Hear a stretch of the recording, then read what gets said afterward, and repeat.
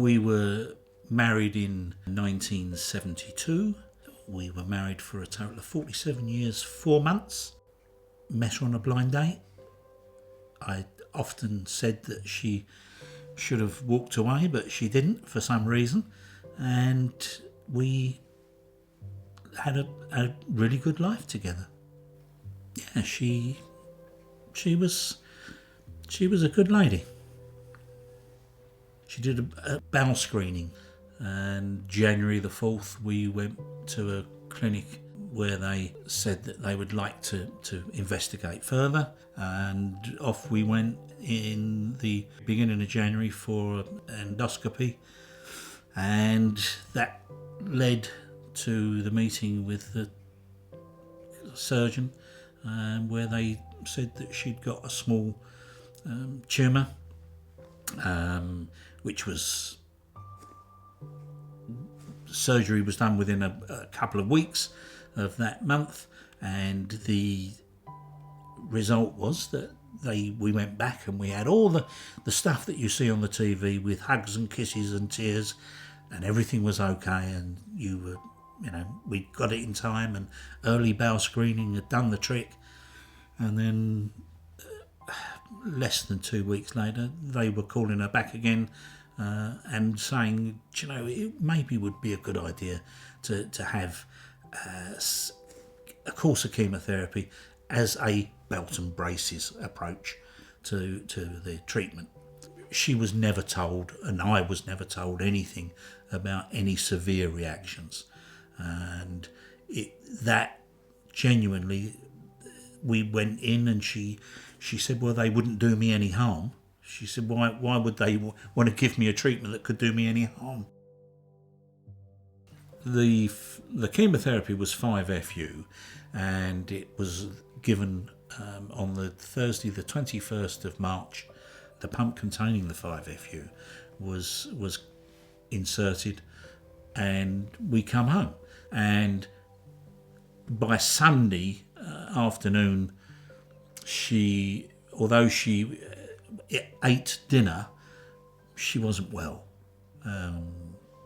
She was struggling to swallow, which was the first indication that there was an issue. By the Sunday evening, she was saying, I feel like I've got flu, a sore throat, and it's sore. And she went to bed. On the Monday, I rang the acute oncology unit and asked for assistance, and they said, no, it's quite normal. That's not something that you should worry about.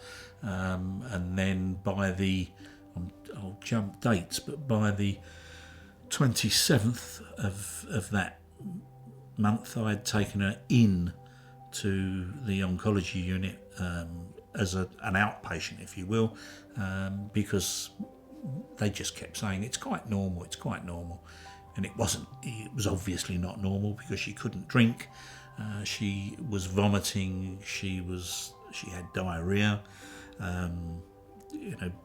double incontinence by that time, and got her into the oncology unit. It took days before the professor that they called in from outside recognised that it could be DPYD deficiency, and by that time I was already talking to a chap, professor of oncology in America, and he told me that there was nothing further they could do, and she had between 15 and 22 days before she died.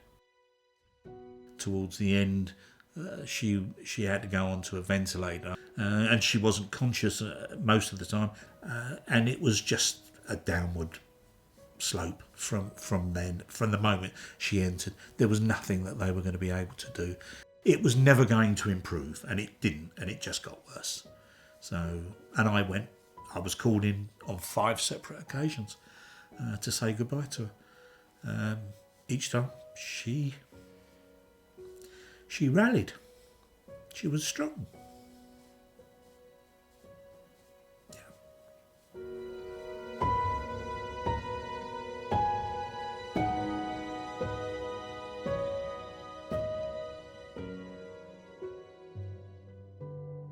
What did they do that killed her? Because chemotherapy is not a standard reaction to die from one infusion. What do I want from all of the work that I've been doing? I want the test to be mandatory. There is a comprehensive test. It's available. You need to ask for it. If you don't ask, you don't get. Why would you not give a test as standard? It makes no sense. And it certainly isn't much good for the people that get left behind.